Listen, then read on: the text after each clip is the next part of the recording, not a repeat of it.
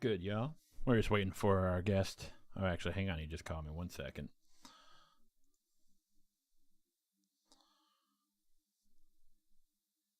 What's up, dude? What's up? What's up? Okay, hang on. Let me see if I can turn on my camera because remember this got fucked up last time. No worries.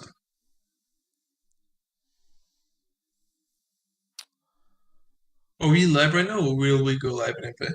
Oh, we're live. I popped it on. Oh shit! I don't think it's gonna work for mine. Crap. It's maybe I can. Can I get rid of it? Maybe. Let me see if that works. Remove.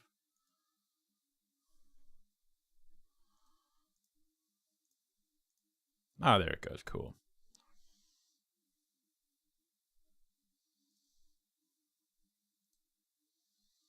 How do you do the split screen thing? I'm not sure. Oh, Man, I only ever use StreamYard. I've never used Discord for that before. man, I'm so bad at this shit. Sorry, y'all waiting. Just give me a second. Yeah, we can't keep the thousands of people waiting. Where, yeah. Damn right. Wait, why isn't this?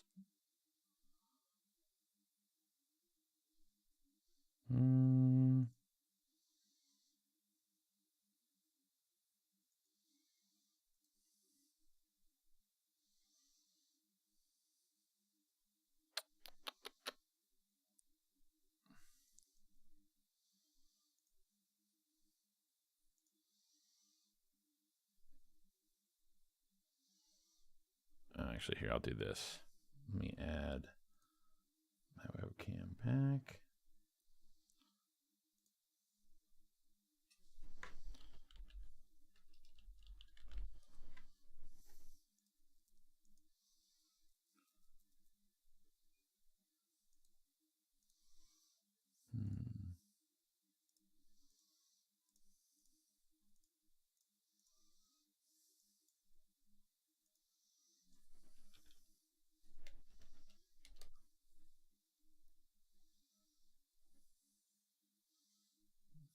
Okay, we're getting there. Let's see.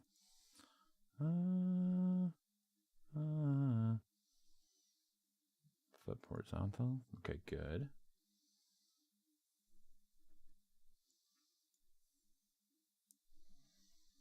There we go. And then what I'll do is this.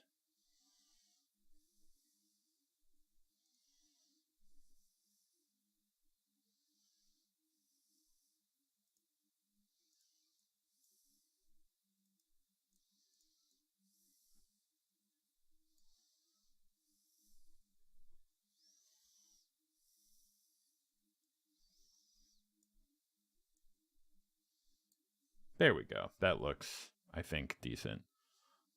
Right? Yeah. I think that's the best we're going to do. I thought Discord, doesn't it do like the split thing? Like where it has both of us on screen? Uh, I'll be honest. I don't know how it works. I've never used Discord that way before. Yeah, I try to be so like hot shit, like, oh, I'll use Discord, and then I don't know what I'm doing, so I might actually end up switching to something else. Yeah, by what I've seen when Destiny and Bosch do it, it's like a separate screen on top. It's never like a split thing. Oh, so maybe I just don't know what I'm doing. That's probably what it is. I probably should have figured that Uh, out beforehand. I don't Get know how me. to do it, but I know that they often like because when I look at your stream right now, there's my face and then there's the black screen around it. Yeah, I I don't don't know know how what. they do it, but there's a way to remove that. Yeah, I don't know what. Maybe I have to pay for something. I don't know, but yeah, sorry about that. But yeah, Yeah, man, okay. how you been? What's been up? Yeah, I'm good. You know, just been kind of busy, but how about you? Good. Working on I'm doing a video on Avatar: The Last Airbender. Have you ever seen that show? Yeah, yeah. I think last time we talked a bit about it. Okay. Um, I really loved Avatar: The Last Airbender. I watched 2 seasons of Korra and I stopped watching it though. I mean, That's I what liked I've. Yeah. Avatar, but I fully like it's like I look at it as like like a children's show. It's not really like an adult kind of theme. Like it's a bit goofy sometimes, you know. Yeah, well, it's interesting because that's kind of what the thesis of the video is of how I was really surprised as I was watching it, how it was able to tackle such adult themes like war and genocide and a lot of really heavy shit. Um, but still cater to the children audience. Like it didn't come on. It wasn't like trying to be like.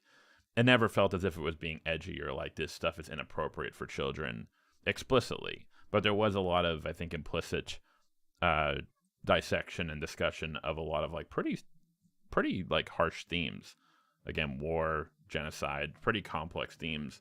So yeah, I do have my critiques of it, but overall, I really enjoyed it. It was interesting because I had like a different perspective of like a lot of my fans are like, yeah, this show is like instrumental to my childhood, like so, and it was like, oh, okay, I'm someone who never even watched it when I was a kid. I've only ever seen it as an adult, so I kind of have a different, like, almost more objective perspective, I guess you could say.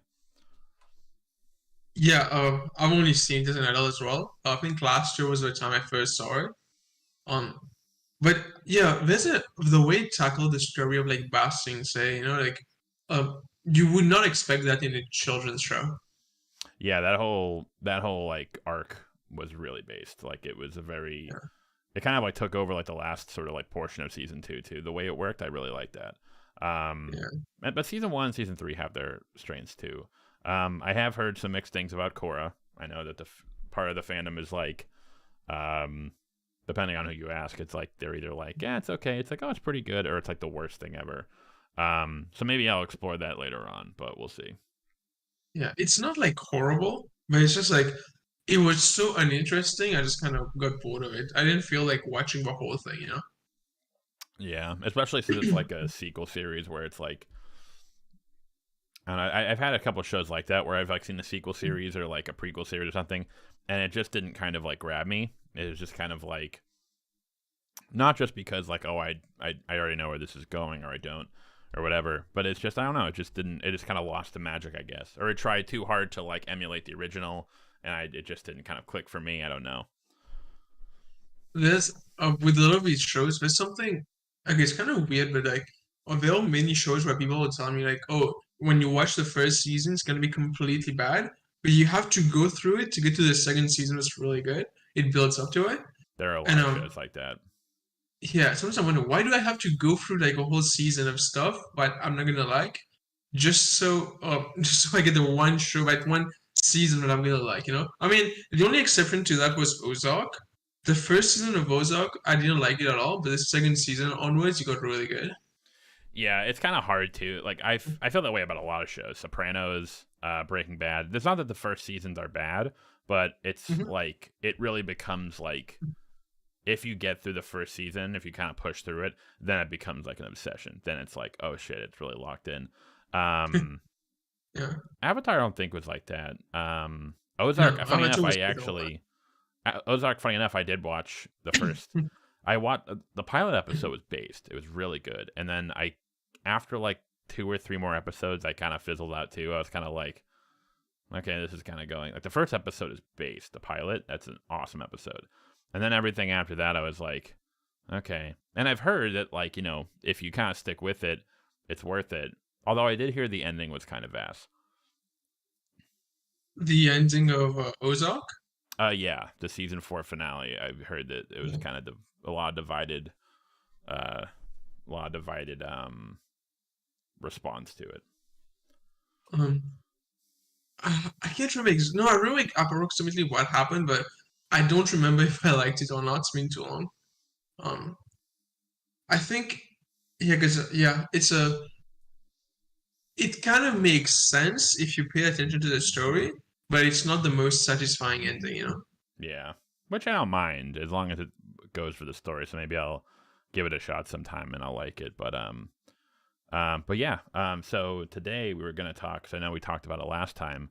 We were talking about the topic of manipulation in regard Yeah. to, well, the two things we mentioned were pickup and like women wearing makeup and stuff like that. Um, I want to talk to you about it because it's like a really interesting it's sort of an interesting term where a lot of people use it, but sometimes I think the actual what people mean when they say it is kind of more like esoteric. It's not necessarily based on the because if I'm not mistaken, manipulation is just, it's kind of almost like a what's what I'm looking for, a neutral term. So for example, if I add a color, like technically me doing this is like manipulating the frame. Like that's technically manipulation. But when we're talking about like manipulation when it comes to like dating or like things like that, or like people selling stuff or makeup or pickup, I think there's more of like a sinister context involved of like someone's like or like they're like making you do something against your will, which again I don't really think the term manipulation in and of itself.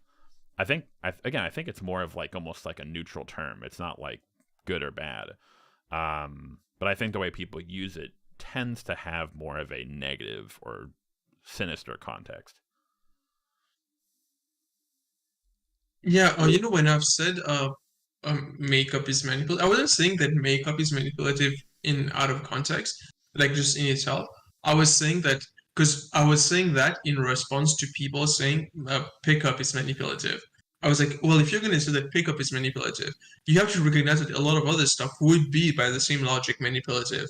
Like, and then I included makeup. I included guys who maybe wear a t-shirt that shows their muscles more, or like things like if you go in for a makeout with someone, you're not just gonna go in and make out. You're gonna like touch your shoulders. You're gonna flirt a bit.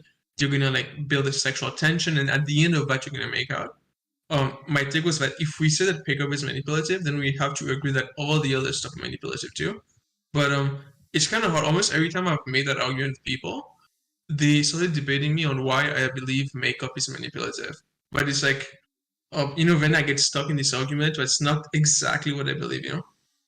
Well, it's interesting because I think you are, or even within that context, I think that makeup in and of itself it is manipulative. It is like when we're talking about sort of like the word in its more neutral context, it is manipulative. You are manipulating things about you. But again, that goes for me combing my hair or wearing a I don't know, like a suit jacket that kind of accentuates my shoulders. These things are manipulative in that I am manipulating, I am changing my appearance. But again, it's not like it's not like sort of like a sinister context. However, I do think that they're not saying you. I do think, at least like in the red pill, I have heard this argument a lot of like, the joke of like, hey, take a girl swimming on the first date or something, to see what she looks like, or stuff like, girls are wearing pounds of makeup and they're not being honest about how they look. They kind of make it seem as if like women are like tricking guys in a sense. And I think that's when, if we're talking about people who do say makeup is manipulative, usually the guys who say that they're kind of framing it in that context of like they're being tricked or deceived in some way. Whereas if we're talking about the more like neutral context of, well, yeah, it is manipulative. You are manipulating your appearance, but you're not doing so in a deceitful way. Again, it's not like if I put on like a suit jacket that accentuates my shoulders, is that like, am I lying to women? Like, no, it's because we all know that like a suit jacket does that. Same thing with makeup, where it's like, this is what's so like to be honest, this is like when I think that like these guys are like complete fucking losers, where they're like, oh yeah, dude, if a woman's wearing makeup, she could be completely different looking, and it's like that's not how makeup works. Like in the vast majority of cases, if a woman has makeup on, well, first of all, if you're like at a club or at a bar and you see a woman, if you're talking to a woman, you can usually tell that she has makeup on. Like it's not like this, like again, it's not like this deception where it's like, I don't know that she's not wearing makeup. And then even beyond that, in at least in my experience, and I think most people would agree, the idea that women look like substantially different when they're wearing makeup or when they're not wearing makeup, again, barring like some like extreme examples, in most cases that just does not seem to be the case.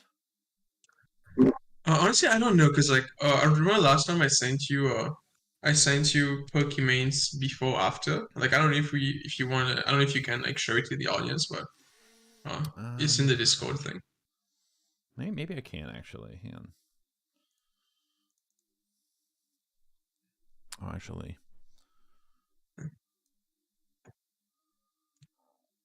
Because like I don't think at the end of the day, I don't think it's a big deal, and I don't think it's women's fault or whatever. Because at the end of the day, in my opinion, it's just where society is, and we are all kind of like products of whatever society dictates or whatever. Like we are the way we think, the way we act or whatever. It's all shaped by how society affects us. Like even I will probably be more attracted to a girl who's wearing makeup than the same girl if she wasn't wearing makeup. It's just the way it is. It's just not a big deal. It's like it is what it is, you know. yeah. Well, I think my contention, or sort of like the idea, like, and again, I didn't. I'm not saying you're saying this. I know that this is kind of like a red pill position. Moreover, where it's like this idea where it's like women look like substantially too like they look substantially different in the sense of like the guys are being tricked. It's like, well, again, one, if you're at the bar and you can tell the woman is wearing makeup, it's not really deception. Like a good counterpoint a lot of guys make is like, well, what if I, shove a sock in the front of my pants? Like, it's like, and I show it makes it seem like I have a big dick. Is that also deception? Well, in that case, is the difference there is that it is deception because you're pretending as if like, oh, look, my dick is bigger than it is. Whereas if a woman's wearing makeup, if she's wearing eyeshadow or blush, because you can tell that she's wearing makeup, you're not really being deceived because you the person who's looking at her, you can tell that she's wearing makeup. So that's why I don't think that those two things sort of track. But here, let me see, because hang on, let me see if I can actually get this. Browse. Okay, let me. Yeah, I mean, if we were to go deeper, it's not just makeup, right? It's also like the I feel like society, like when we look at social media, when we look at like the unrealistic beauty standards that's both for men and women, but women have it way worse. It's like uh the a lot of guys out there probably have a very skewed perception of what real women look like. Just because everything you say is either highly edited or just like people are just wearing makeup that very much conceals their imperfections, you know? Yeah, so here's the photo if you can see it. Yeah, I think, well, the one big thing, again, I think we kind of disagreed. Like, I did not think that there's this big, but again, I think I'm like looking at it from a thing of like, if I've been with women before, like I met her at a club and then we go out to my place and the next morning I see her, so it's like she looks different, yeah, but like not like here's a better way to put it. What would you rate each of these? Let's say these were different girls. What would you rate each of these girls? So, as a general rule, I don't like rating people. I think it's Okay, just me like, too. I completely agree. So thank you. yeah. Uh, yeah, I'm not. Like it's kind of weird because it's just not the way I look at it. Like for me, I just look at someone if I'm attracted to them or not. I don't do the rating stuff. Yeah. Well, Uh, that's what's so funny. That's exactly the same with me. Where I'm like, when a lot of guys like talk about makeup and like being manipulative in women, it's like 99.99% of the time, if you're attracted to a woman wearing makeup, you're gonna be attracted to her not wearing makeup. It's like this. It's like this idea that like makeup can like drastically alter like a woman's like face shape or like her a general appearance or like whether you think she's prettier, stuff like that, or hide. If a woman's overweight, you can probably still tell that she's overweight without I regardless of mean, makeup makeup. does a good job hiding those. Like, oh, we don't realize it because we're guys, but women, I'm sure, would completely like recognize that like a lot of like imperfections would are completely concealed by makeup. Like, if a girl has like a pimple or something that looks gross, with makeup she could easily hide it. And But the that's counter one to small that, example. But even in the photo here, like I mean, this photo is like I mean, both of photos are edited, but the one with makeup, the one like where she looks like even better. It's like her face is a bit chubby in real life. This is kind of hidden, makes it look a bit more like firm or whatever. This her what? skin in real life is a bit more like looks kind of drier, but with makeup it doesn't look dry. But I think, well, one, I think that I think on the left, I can't tell, but it looks like it's like a photo from a photo shoot. So it could be like Yeah, altered and edited. Where on the second, it looks like she's just chilling in a room, and there's different lighting and stuff like that. And that all yeah, that stuff can still play into it though. But I think the mhm. other thing though is like and you are correct, but then I think the follow up to that would be for most guys, would I care if a girl had like a pimple, or if her skin was like, maybe she had like some acne or something? I'm trying, like, again, if like this girl on the right, if either of these girls came out to me at the club and they were interested in me, I would be like, fuck yeah. It just seems like whenever I hear like red pill dudes talk about this, they're talking about such like, I honestly don't think they actually give a shit. It's just the whole makeup thing. I honestly don't think they give a shit. It's more of like a cope. They just kind of like, they just kind of want to shit on women for whatever reason. So it's like, oh, these women are being lied because they wear makeup. And I actually honestly, think, I don't watch like. Sorry. I was gonna say, I actually think that sometimes the makeup can go overboard and it can make someone look like fucking weird and like kind of clownish. So Yeah, I mean, it depends, right? It's like it depends on how well it's done. yes, Because some makeup, if you don't do it well, looks really weird. If you do it well, it looks good. But what was I gonna say? Yeah, I mean, I don't really. I'll be honest, like, because I talk about dating a lot, people think I'm very well versed with like red pill stuff. I only ever watch red pill content when Destiny is on like a red pill show. Like people like even Kevin Samuels. I've never watched anything he has done except when Destiny reacted to clips of him. you're lucky. He's just You're lucky, annoying. man. Yeah. Kevin was.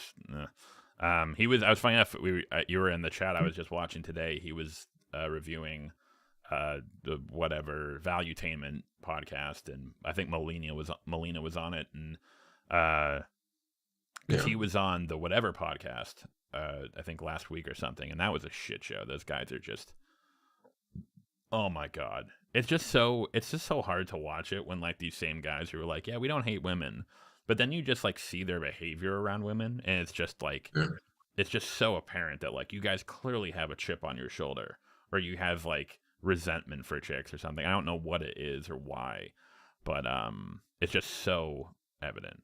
But it's probably good that you don't. I unfortunately am very well versed in a lot of red pill shit, which just fucking is like a mind virus. It's like, Yeah, like for me, I've always been into the pickup artist stuff, even though now I'm a bit more nuanced on it. Uh, Overall, the pickup artist stuff is more interesting than the red pill stuff to me because I feel like back in the day when pickup was a big thing with RSD, simple pickup, all these people, like, and you could like a guy who wanted to learn how to get laid would be able to get laid through pickup. But a guy who wants to get laid is not going to be getting laid for red pill advice. Like it's like the purpose of it is just not for self development at all. The purpose is only just to hate on women. it's such a. I'm so glad you said that. It's such a good point. Where it's like, it's the more I watch it, the more you get absolved in it. You're perfectly right on, because like, not only is so much red pill content very contradictory in its nature, where like, even I know Destiny was on Fresh and Fit with Raul Tomasi, and they were talking about the whole like alpha fucks beta bucks thing. And it's funny because like that is one of the cornerstones of red pill ideology. This idea that women will like, oh, they want to fuck the alpha guy, but then the beta guy is the guy with like resources. They'll settle down with him because he can provide. But then it's like, well, hold on. I thought the guy who can provide is the alpha. Isn't that supposed to be an alpha? It's like, oh no, well, the alpha's the guy who's like ripped to shreds and stuff like that. It's like, yeah, but wouldn't the woman be more biologically attracted to the guy who can protect her children and give her the highest chance of survival? It's just like, that is like the fundamental basis of so much red pill ideology, and it's completely inherently contradictory, or it just makes no sense. It just counts on you hoping it relies on hoping that the guys who like adhere to it don't really think about it that hard. But then when you have someone like Destiny or Vosh, or someone who's kind of a decently adept debater, can just tear this shit to shreds. But like you said, the issue there is that at the end of the day, none of this is really about. It's not about self-improvement. It's not about dating success. It's not about having a happy life or happy marriage. It really is just about shitting on women. And I know it makes, I almost want to, I almost feel like kind of like a white knight cuck for saying that, where it's like you're just hating on women. But the more and more you watch it, you realize that is really what it's all about. It really isn't about self-improvement. They kind of hide under the guise of that, where it's like, oh no, we're not shitting on women, we're just talking about how men can succeed. But they'll spend like 10% talking about that, and the other 90% about how like hoes in Miami and like chicks are fat and like marriage rates and yada yada yada. Or they'll hide under this idea of like social conservatism, or like, you know, and that's kind of why a lot of red pill shit is mixed up in like religion and Christianity and Islam. This idea of like return to the good old days, like, you know, traditionalism. But then they'll contradict themselves. Then they'll say, here's how to like fuck like 50 hoes. And it's like, that is not, these two things are not compatible. But yeah, it's just such a cope where it's just dudes who were so resentful of women for whatever reason, mommy issues, or they got their heart broken by Stacy. And it's just so painful to watch. And it's just sad though, because it's like a lot of guys are coming to these channels and these guys for sincere help. They really do want to improve their lives or have romantic success and what have you. And they're just being fed the worst of the worst advice. Yeah, I always find it funny, like, because you know, a lot of guys in the red pill community are black dudes who will talk about how like we need to go back to traditional Christian values. They keep repeating that, but they don't realize that if we go back to traditional Christian values, they would be slaves. It's ridiculous. They don't. I never understood, or even like the weirdest is when women do it. Like you have like the pick me women who do it, who are like who's that chick, the Andrew Tate hyper stan. Is it just Layla or something? She is Layla something. The Authentic Observer, she's another YouTuber. She did like a really good video on it. Or like Pearly Things, just Pearly Things. These are women who were like are preaching for like, yeah man, back in the 50s, like, you know, things were great for like men and women. That's what we have to return to. Meanwhile, here are these women running probably like at this point like multi-million-dollar industries where like Pearly has like what 1.5 million subscribers on YouTube. It's like if you're so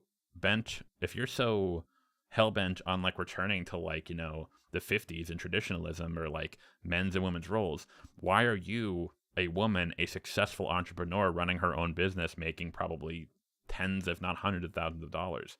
It's just there's so much. Oh, it's just so frustrating. It almost gets to the point where you can't even. It actually is difficult to sort of critique it, because there are so many contradictions in the quote unquote ideology of red pill that, or that's another thing they'll say. They'll say it's like, oh well, red pill isn't a cult because there's a lot of disagreement within the red pill space in the sphere.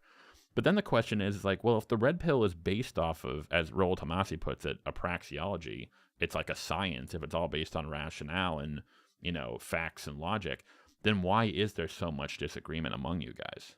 It's not like scientists disagree when it comes to science, but there are tons of things within the scientific community where there's a pretty strong consensus on that, like the vast majority of these guys agree on. And then you go to the red pill sphere, and these guys will all just like, they'll all have different takes and different viewpoints. And it's like I thought this was supposed to be a quote unquote science. I thought this was just facts and logic. Why is everyone getting catty and disagreeing with each other?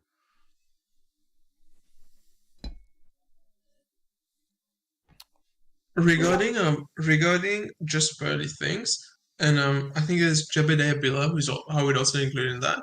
I'm pretty sure it's just an act. It's just a way to make money. They saw the red pill becoming popular and they latched onto it, because both of them are contradicting the advice they give. Neither of them are typically masculine, not typically feminine women. And secondly, like they are high achievers in their fields. They are really successful at their work. They are not, if I'm not mistaken, at least Just Pearly Things is not married, right? So overall, I feel like she's just not overall it's just an act they are playing to make money off of red pill dudes. I don't think most of them believe it. It's the same thing with Andrew Tate, right? Andrew Tate initially was like pulling as many fans as he could from the red pill, and now he's made as much money as he could from them. Now he calls out the red pill, and he's like, I think right now he's focusing on making money off of like Muslims. So that's the new audience he's targeting. It's all just a way to make money. None of these creators really mean it. At least very few of them actually mean it. Like Rollo Tomasi, Fresh and Fit, these guys are sincere. But with just Pearly Things, the Andrew Tates, it's all just a grift. And what does it say that the guys who are the most insincere, like I agree, Pearly is 100% a grifter. Andrew Tate, I think, is too. It actually shocks me how many Red Pill dudes actually think Andrew Tate is like sincere about helping men when he has openly bragged on podcasts about how he made his money by not only taking advantage, like by his own. Again, if you want to do OnlyFans or porn, I think that's totally chill. Like my viewpoint, I have no issue with that. But from his viewpoint, it's like inherently contradictory to like, it's like hookup culture is destroying, men and women are turning into hoes, yada yada yada. And yet, not only did he make his living, his fortune by indulging in that, he has openly talked about how when like the cam girls would be chatting with guys like who are like paying the money, he would be the one typing to try to keep the guy on the leash. To like, if the guy's like, hey, I'm gonna go, she's like, and then he would type like, oh no, like I like you a lot. And again, this is something that he's like openly bragged about on podcasts. And so he's openly revealed that like, hey, I do not give a shit about these guys. They're just money for me. So it's almost heartbreaking when I see a lot of young guys think that this guy actually cares. Like the fact that they're looking up to this guy and they act because they actually, like someone like, for all his numerous faults, I think Jordan Peterson is someone who actually sincerely cares about, the people, his fans, the guys he talks to. I think he's a fucking moron. He's terrible takes on a lot of things. But I sincerely do believe that like he thinks he's doing what's best. Andrew Tate does not. He is such an insane, utter grifter that it's almost frustrating. I think that's the part for me that's more frustrating. Isn't the fact that he says dumb shit. It's the fact that these young guys actually think that this guy is like on their side or that he actually cares about them. When in reality, he really doesn't. They're just, as long as he can squeeze money out of them, that's all he cares about. With Jordan Peterson, I feel like, initially, like he wasn't really wrong when there was that initial free speech thing. I mean, he was wrong about the Bill C-16 stuff, but it's like he did point out one real problem with like the left and free speech. But that small thing that he did, it's like that small like argument that he had at the University of Toronto when he had that whole thing about like free speech or whatever. That basically launched his career. Like if SJWs just learned to like ignore him, right now he would be a nobody, appearing on like some small Christian TV that no one watches. Like the only reason he became as big as he was because SJWs blew him up unnecessarily. And but yeah, most of Jordan Peterson's advice, at least like I haven't seen much of his second book, but the first book it's nothing spectacular, but he's good at selling it. And like once you take the crazy SJW stuff who went in on him and were kind of unnecessarily aggressive and basically just blew him up. Once he got that, and with his book where he gives basically cookie cutter advice, so it's like, but everyone knows like it's nothing new in it. But because of all that, like because of that initial boost, and then him having that book, that a lot of these dudes felt like would resonate with them, even though it's stuff we probably already knew anyway. It's like his career just blew up at that point. And now Jordan Peterson is just crazy. Even his old fans probably recognize that something's wrong with him. But when it comes to being like a real man or whatever the fuck, Jordan Peterson is by no means, even through like if you look at the red pill lens, Jordan Peterson doesn't fit that at all. His fans just act like he does. But I don't know. I feel like Jordan Peterson is kind of irrelevant now. He's probably just gonna be like I don't know, so some dude on Twitter who's spending all day just tweeting at people and getting into unnecessary arguments and just like, yeah, I don't know. Jordan is just like a weirdo. Yeah, it's funny you mention that because I see a lot of these Red Pill dudes cite Jordan Peterson about like, oh, like his views. But then again, another contradiction. A lot of these Red Pill dudes will preach that like therapy is a waste of time for men, or it's like it's an attempt to feminize men, or like make them weak or like sissies. Jordan Peterson is a trained psychologist. Like it's like obviously this guy does not doubt. He's talking many times of like seeing a psychiatrist or a psychologist can actually be very useful. It can help you sort of like work through your issues and form a game plan on how to tackle them. It's just funny how like all these guys will like cite Jordan Peterson and then in the same breath be like, yeah, therapy is like men don't need therapy. That's a joke. It's like he's a trained psychologist. What do you ugh. Yeah, the Bill C-16 thing. I will admit, this is what is so frustrating about it is that initially if you actually like listen to his initial argument as to why he was against it, I think it's stupid, but I could technically see the point where he was coming from. He blew it out of proportion and he like misinterpreted the law and like what it was actually doing. But I could honestly if I was being super good faith, I would look at that and say, hey, maybe this guy actually has some concerns about this. But it's not like that he actually hates trans people or anything. Now I'm 100% convinced that he just hates trans people. Like it's just now because like now if you look at all like his like he says like, well, I'm not conservative, and he's on the Daily Wire and he's like, oh, I'm not obsessed, I don't hate trans people. And then now he's like talking about calling doctors butchers and like shitting on Elliot Page for no reason, completely unprompted on Twitter. It's like, and then you look back and you're like, it's very similar to like the whole like J.K. Rowling thing about like trans issues, where J.K. Rowling has never said, I mean, depending on like who you're talking to in terms of like dog whistles about the trans community and whatnot, but like to most people, if you actually look at what J.K. Rowling is like says about trans people and stuff, none of it is like explicitly like hateful or at least like what most people would interpret. Like she's not like fuck trans people, like these are like evil, like they're groomers and yada yada yada. Although I think her rhetoric has kind of gotten more severe as time has went on. But the fact that she spent the last 3 years just talking about it nonstop on Twitter and just tweeting about it all the time, it kind of makes you, it's like, okay, you say that like you're not obsessed with this issue, you say that you don't hate trans people, and yet when I look at your Twitter feed, you've only been tweeting about this shit for the last you're known as the Harry Potter chick, and you spent the last 3 years of your career tweeting about this, or like and you're buddying up to like these major political figures who have these really awful views on trans people, and people will still defend her. It's like, well, we don't know if she's really, we don't really know if she's like transphobic. And it's like, I don't know, man. I think at some point we have to kind of like make an inference. Same with Jordan Peterson, where it's like, it's like, oh, well, maybe he is good faith, maybe, yada, yada, yada. But now it's to the point where, like you said, I've even had a couple of, either fans of the channel or friends who were Jordan Peterson stans, and now they're like, yeah, no, he's gone. They're trying to distance themselves from him.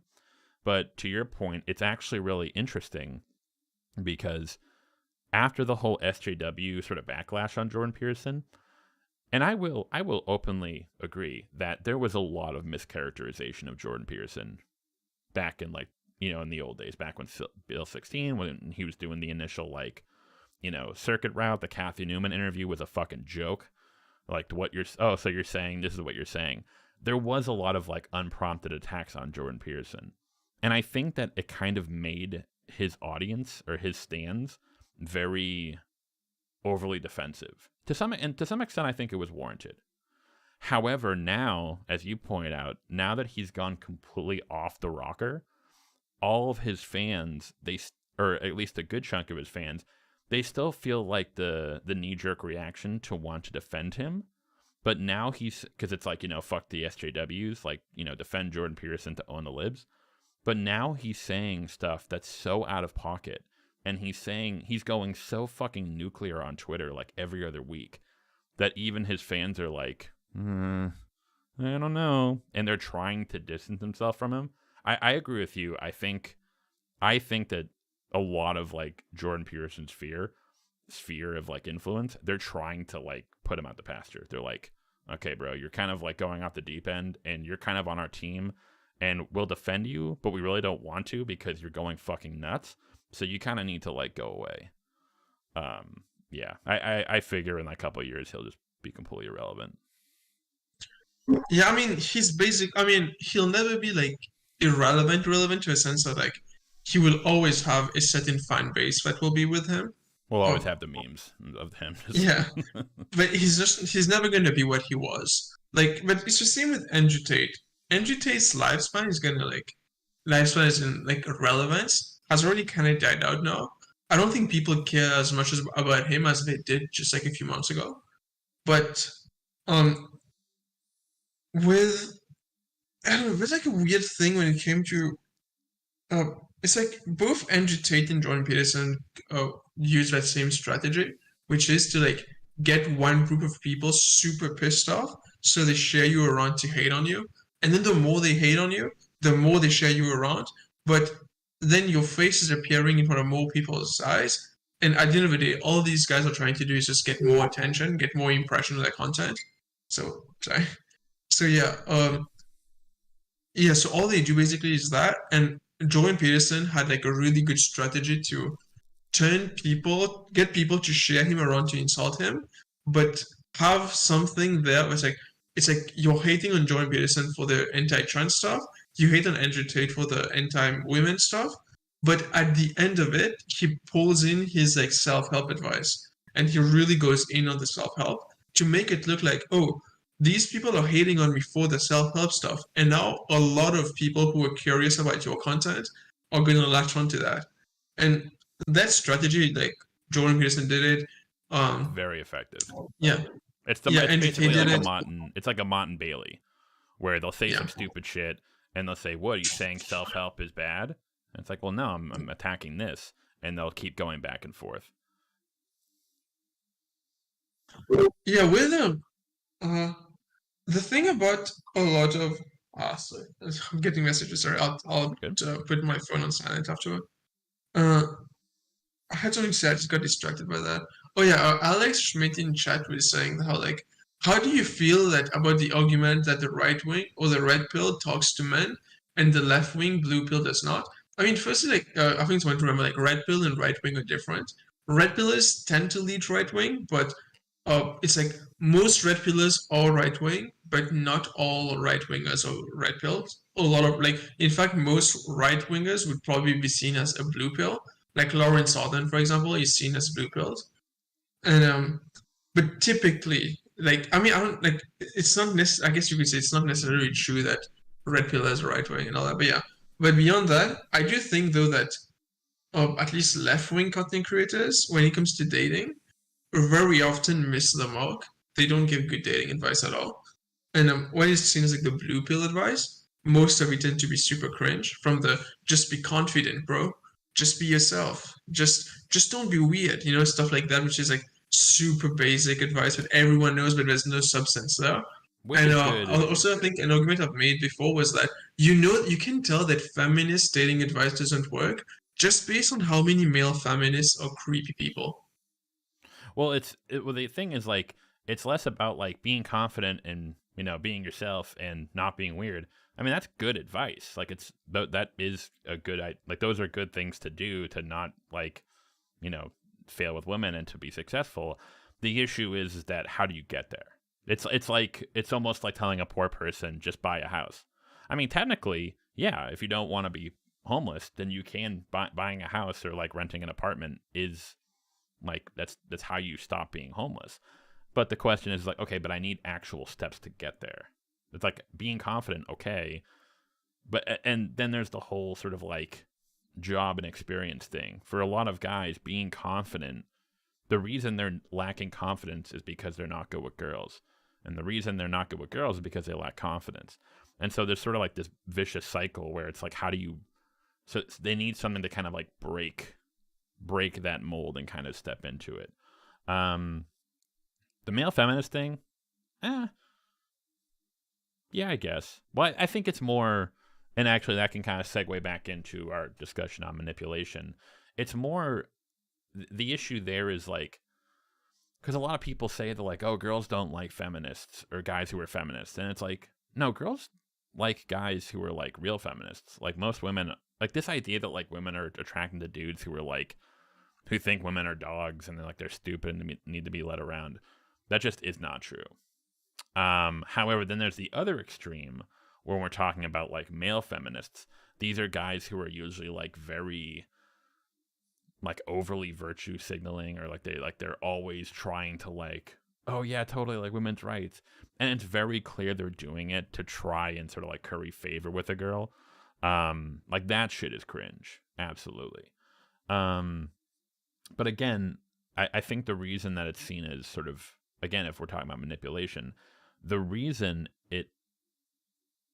it's seen as manipulation is because there's some sort of deception involved, or it's like, hey, I'm saying all this stuff like, hey, women's rights and yada yada yada, fuck Andrew Tate, but I'm not saying it necessarily because I believe it, or that's not really the main goal. It's because I'm trying to get something from this chick. I'm trying to get in her pants or try to get her to like me.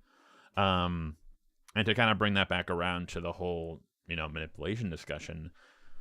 So yeah, I don't think something like makeup, I wouldn't say is manipulation, or anything like that. It's not, again, technically it is, but not really in terms of how people usually use it. When it comes to pickup, I think it can actually go either way. I think pickup itself is kind of neutral. It depends on, because again, if we're talking about pickup, it's sort of like the art. I shouldn't say the art, but it's sort of like a skill set of like how to advance romantically, or how to get a girl, romantically interested in with you to the point where you guys can have sex.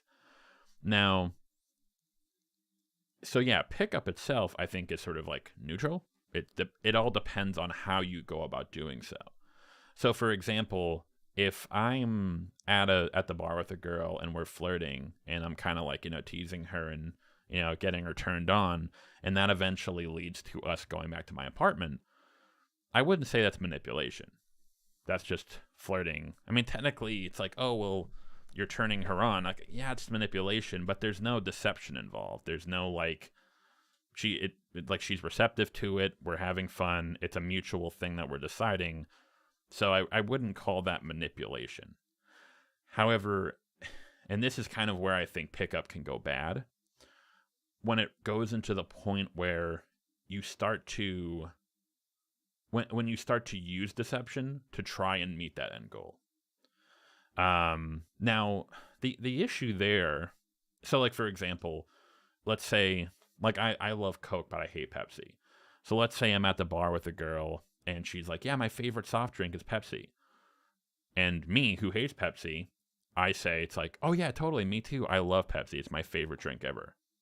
So it's like, again, it's kind of like it's not like a big deal. It's just a lie.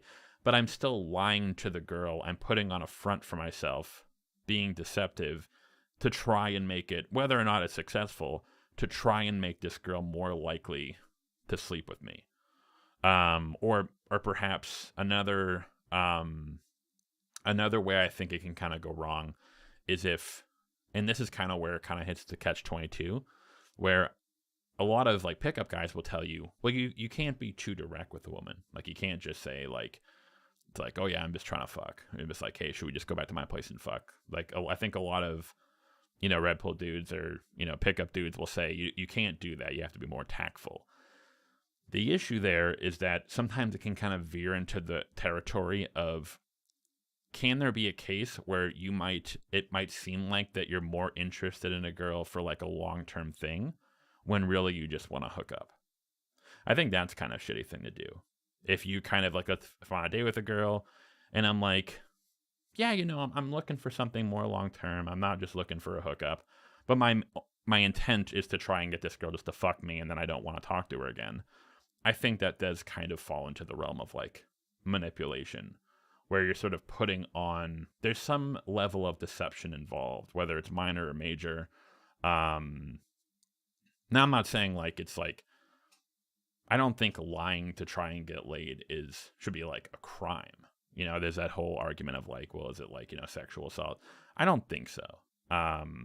Like, if I say I have $1 million in the bank, to try and get a girl to sleep with me or have it more likely that she'll sleep with me, and I really have like $50, that's a really shitty thing to do. That's manipulative. That's deceptive. But I don't think it's like a crime or anything. But yeah, so yeah, for pickup, I think it's one of those things where, in and of itself, it's not. It's kind of like neutral, but there are tactics involved in the pickup sphere that can sort of like bleed into the manipulative territory. Yeah, I would agree with that. Um, I don't have exact examples off the top of my head, but there are some strategies that I've seen that I just would never do. It's just like, it's just weird, like to even think of them. But that could just be with anything, right? Like, uh, most of the pickup advice tends to be good, but you just need to avoid the weird shit. But it's not that difficult to avoid the weird shit because they tend not to be super popular anyway. But there was a thing I wanted to talk about too that I thought was quite interesting. So like I think a week ago, there's this guy who reached out to me on like in my emails was like, hey, I'd love to like go out and like cold approach with you and just to have some fun or whatever. I was like, sure, I'll try it. Like I haven't cold approached in a while. It would be fun to try it again. There was a really interesting thing with like uh I'm sorry, something I kind of realized with when it comes to cold approaching. So we did day game at the beach when it was like super sunny. Um, Me opening a girl and him opening a girl, he was saying the same opener I was saying. And sometimes he would stay in conversations way longer, but I was getting better results than him. Only because I was like, I was wondering what's going on. Like, why am I getting like phone numbers and stuff? And I actually set up dates with a couple of girls. Well, at least a girl that day, but other girls later on. But I was wondering what it is that I did that he didn't do. And then I realized that what made us different was that he didn't have I don't know if you've heard of that term, but one dating coach I know, he calls that sub communications. It's not just what you're saying, but it's how you're saying it, how you come off when you're saying it. It's like the yeah. And I think my sub communications, because I did it for so long, is a lot better than his. While his when he's saying it, it sounds like he's just like a because he looks kind of nerdy, so he has that very nerdy vibe with him. So when he's talking, he just comes off as like a nerdy dude, just like saying things. Like I'm a nerd too, like I love like a lot of nerdy shit. But when I'm talking to a girl and I'm like vibing with her, I don't have that vibe with me, so I come off more attractive. And then it made me realize like a part of pickup, it's not just what you're supposed to say, it's about practicing long enough that you develop the correct sub communications. And you cannot really teach that to someone because everyone kind of sub communicates differently. You gotta like just do it so many times that you end up figuring it out. But most people will learn sub communications just through like being social teenagers and just growing, being very social. By the time you become adults, it's just like a next step for you. While for people maybe like us who didn't have those opportunities to develop the right social skills, maybe for us we have to put in more effort to throw ourselves and just keep cold approaching till you develop those skills. I'm so glad you said that because that is exactly sort of like my give and take with pickup, where I'm like, I think pickup is good. So again, if we use the metaphor for training wheels, I think pickup is like a form of training wheels where it's like, hey, if you have a guy who's completely just like no social skills, no social, riz or whatever word you want to use whatsoever, pickup can be, even though it's kind of gamey, like the whole gamifying of like pickup, I think it can be very useful for allowing guys who normally would have no clue how to behave in a social space to sort of like project some sort of rationale or sort of like logic to what is a very illogical, irrational sphere, dating and romance and sexual tension and stuff. And yeah, so you can use different techniques to try and like get them out of their head, conversation starters. Yeah, that's another thing. Like I don't like something like, oh, what if a guy uses the same line? I think again, if you're someone who's like lacking in social skills, you do kind of need a script to kind of start out. But for me, and this is kind of where I actually had a disagreement with Alex when I talked to him a while back, for me, there's a cap. When you get to a point where there's so many other elements of dating and attraction and just like vibing or, like the riz, if you would put it, that, as you put it well, subcommunication,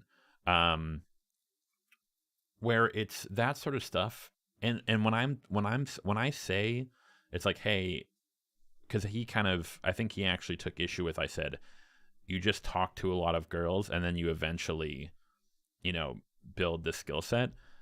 I agree that the pickup stuff can help kind of like, teach you how to sort of like build attraction, or teach you how to kind of, keep a conversation going, or, make a conversation work, or sort of like discuss more romantically inclined topics. But then you get to a point where there's so many things like vibe or body language or, eye contact, or just all these things like tonality, all these things that are so unbelievably circumstantial that there's no possible way you can teach someone this stuff. A perfect example was like when we were talking about, he mentioned a case where someone would, like, say you bring a girl back to your house, and she says something like, the words she says are, "I'm not going to sleep with you," or "We're not sleeping together." Now, if a girl says, "Hey, like, I just want to let you know we're not sleeping together," if she says it like that, that's a pretty, like, that seems like an indicator of like, okay, she's like putting a boundary of like, we're not sleeping together. But then if you have another girl who says, "Just so you know, we're not sleeping together," something like that, it's like, okay, well, that can kind of be a bit, again, I'm someone who I'm like always like proceed with caution, but those two different tonalities are like, okay, well, in that case, that seems more of like a flirty, kind of, it has a flirtier vibe to it, which means not to say that like that means you're going to have sex, but it might leave the opportunity open, like, hey, having sex, there's still a chance tonight. You shouldn't push it, but like, it's not off the table. Whereas if a girl says like, "Hey, like, I don't want to have sex tonight," with that tone of voice and that sort of inflection, okay, that's something where, okay, she's setting a boundary that she does not want pushed at all. The issue with that, when it comes to that stuff and body language, is that it's so circumstantial between different women, different situations, that I don't think that you can't teach someone that. So and I agree with you when it comes to like subcommunication, when I say the only way to get good with women in like social interactions is to go out and talk to people, what I mean by that is, again, you can use the training wheels that is pickup, but eventually the stuff that really matters, like body language, tonality, kind of picking up like the vibe of a room or an interaction, that sort of stuff isn't really something you can teach. It's not something that you can apply logic to. It's more about intuition and social experience that you can only pick up from just doing it over and over and over and over. It's very similar to if you're like learning to ride a bike, you put the training wheels on, but then you take them off eventually. But then if I were to ask you, "Hey Vic, how do you ride a bike?" You're probably going to look at me, you're like, "What do you mean?" Like, I just ride the bike. It's like, it's more of this sort of like intuitive, almost instinctual thing that you just develop after all of these social interactions. And I think where I sort of like run into my issue with pickup is when it kind of gets too deep into it, where it's like when you try to apply too much logic on something like, hey, if a girl's body language is doing this, it's like, well, body language is like notoriously very, like, there's a lot of like memes. It's like, oh, if she's facing you, if she's facing away, if she's playing with her hair and stuff like that. But so much of that stuff is so circumstantial. Like, hey, maybe a girl's playing with her hair because she's like into you and she's nervous, or maybe she's playing with her hair because she's nervous and thinks you're creepy. And the issue with trying to, and again, if you're in a situation with that woman and you're like, well, how do I know if I'm being creepy or she thinks I'm creepy or she likes me? The answer is like, well, there's really no way to tell. You just kind of have to use your intuition. There really is no for sure way to tell. But like you said, the more and more and more social interactions you have, eventually you'll kind of develop this sort of like intuition where you can kind of tell, okay, this girl like clearly is not interested in me, I'm going to walk away. Or this girl clearly is interested in me, I'm going to pursue. And that sort of stuff, I think, is like, I almost want to say like 75 to 80% of it is like that sort of stuff that you can't even teach someone. You can kind of give them like general outlines that they can use to kind of, when they're first starting off, again, like training wheels. But eventually you reach a point where it's just the only way you're going to get better with like women and social interactions and romance is just by talking to girls and having these social interactions. It's going to be really uncomfortable, but eventually you'll as like the pickup guys put it, social calibration, as like the old like RSD guys used to put it. Yeah, I don't know many coaches. Again, I haven't watched dating like pickup content in a while. I don't really watch that much anymore. I only watch stuff if I'm gonna have the guy on just to get an idea what he does. Mm-hmm. But um, I don't know how if many pickup artist coaches at least tell people to look at body language. The only people who I've seen do that is I don't know if you know the YouTube channel Charisma on Command. Yeah, that's another. That's because like that's a channel where I'm like, I've seen a lot of their stuff and I like it, but sometimes I think that they almost go too far, where it's like, oh, she's doing this, it means this. I'm like, hold on, wait a second. That doesn't. Again, like a perfect example. Oh, if a girl's playing with her hair and she's looking at you, oh, that means that she's interested in you because she's nervous and you're making her like, flustered. It's like, or maybe she's like, yeah, totally. Or like, what if she's like signaling to her friend to like, hey, like, come get me out of here, help me. So that's sort of where, and again, I think a lot of it's like basic enough where it's just sort of like outlines, where it's like, hey, like, for example, if you and I are having a chat in a bar and we're like facing each other, okay, that seems to be an indicator that we want this conversation to continue. But if one of the persons kind of does this, like, oh yeah, totally, yeah, man, yeah, totally, it's like, okay, that is usually a universal sign of like this person wants to leave this social interaction. Like, they're not really interested. Something like that I think is very basic and whatnot. Yeah, but then there are some things, or because then there are some things where they'll like go like kind of too specific on, and I'm kind of like, I wouldn't. And again, if this advice is being directed towards people who are lacking in social skills, it can kind of be dangerous because they might misinterpret things and whatnot. Yeah, I think Charisma and Command is more like it's entity. I'll be honest, I haven't seen a video of theirs in years now. I couldn't tell you exactly what they do now, but I see. I don't. I mean, I don't know if they do pickup stuff, but it's the only channel I know who obsesses over the body language stuff. The vast majority of like pickup artist coaches don't do it. In fact, they discourage looking at body language like that because they'll say like, oh, it's like you're gonna come off as awkward because all you'll do is look at someone's body language instead of having a conversation. Mm-hmm. And the only skill, honestly, to really learn like to understand body language, it's just for practicing. It's just for having conversations. And then like because for me, like, okay, it's like I'll bring it back to that thing with that dude when we went to Cold Approach together. I noticed at one point like he'll be in conversations with girls for way longer, but then when he'd come back to meet me later, he'd tell me, oh yeah, the girl was not interested. Mm-hmm. And I was like, wait, why did you stay in the conversation for this long? And it wasn't that long, it was like 5 minutes, but the difference was that for me, if a girl's not interested, 15, 20 seconds, maybe 30 seconds later, I'm out of there. I got it, I leave, it's over. But for him, because he doesn't have that skill yet to recognize that, if a girl's being nice, in his head he thinks, oh, she's being nice to me, so she's still interested. Let me keep talking to her. And then maybe when he tried to number close, the girl would find an excuse, and he'd be like, wait, what? He wouldn't get it because he was like, we had a really good conversation.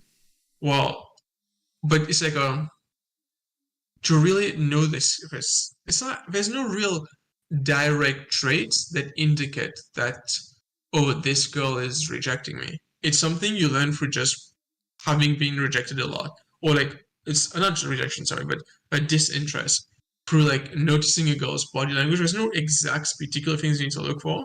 It's just that practicing a lot, eventually you'll figure it out. You'll talk to someone, you can tell, okay, this person doesn't want to be in this conversation, just leave the conversation, But yeah, that's why, like, personally, if someone were to ask me, like, hey, I have very bad social skills, I want to get laid, what should I do?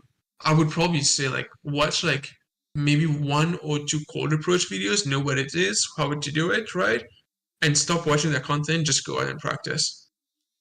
That's kind of the gulf that I fall into, where on one hand, I do agree with the pickup artists, where you do need to give guys those training wheels. You need to give them some sort of guide. Like, again, it doesn't have to be like a super like mathematical equation on how to get into a woman's pussy, but it has to be you have to give them some sort of step-by-step guide, or even like sometimes even like a script, like some opening lines for guys to start approaching women.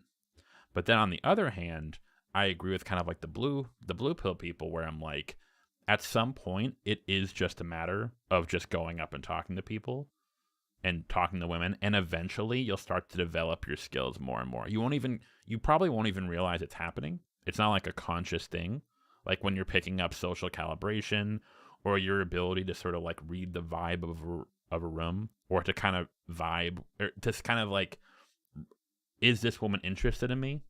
You kind of like, I've it's amazing how like I've met guys.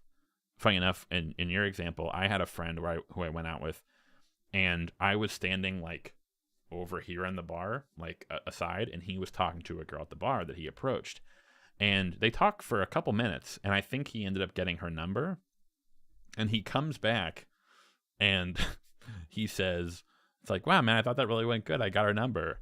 And I was like, bro, I hate to break it to you, she had no interest in you. And because I could just tell from standing across the bar. Now that sounds weird, where it's like, oh, did you read her mind and like what you were able to tell? It's like, no, you just, again, I can't put it exactly into words, but like if I'm looking the same way, if you're like looking at like a couple at a restaurant or at a bar or something, I'm not necessarily, it's not that I'm like calculating their body language and how they're speaking to each other, but I'm just looking at them. I'm like, I'm kind of getting a vibe from these people of like, hey, okay, these people seem like they're very comfortable with each other, or these people seem like they're not very comfortable with each other. This couple seems like they're angry at each other. And again, when people ask, it's like, oh, well, are you reading the signs exactly? Are you doing a calculation? It's like, no, I don't really know how I know, but you can kind of tell. And that's sort of like the social intuition, the social calibration that you just kind of develop the more and more social interactions you've been in. Or if there have been times where, if you're at a party or something, or at a bar or something, and someone's kind of getting in your face, or they're kind of being passive aggressive, or they're kind of being like very subtly hostile towards you, you kind of feel the tension.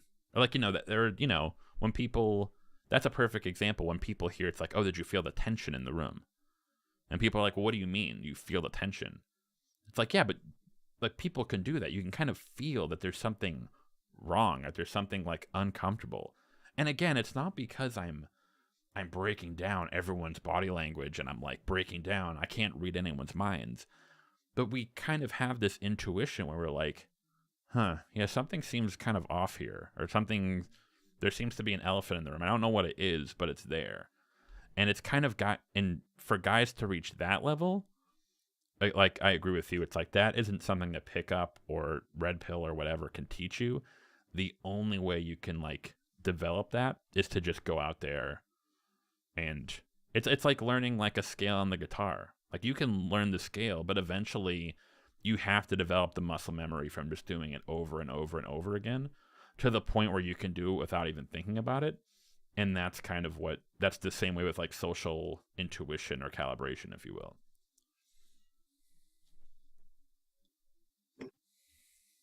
When it comes to just give me a second. When it comes to understanding you were talking about like, oh, you need to like, at one point, it's not about following the pickup stuff, it's just practicing. I'd say like, you don't want to be the guy who's following a structure when having a cold approach. Mm-hmm. Like, you don't need to be like, oh, I'm going to open, I'm going to show intent, I'm going to build comfort, I'm going to ask where she comes from, where she is from. Well, yeah, it doesn't have to be like that.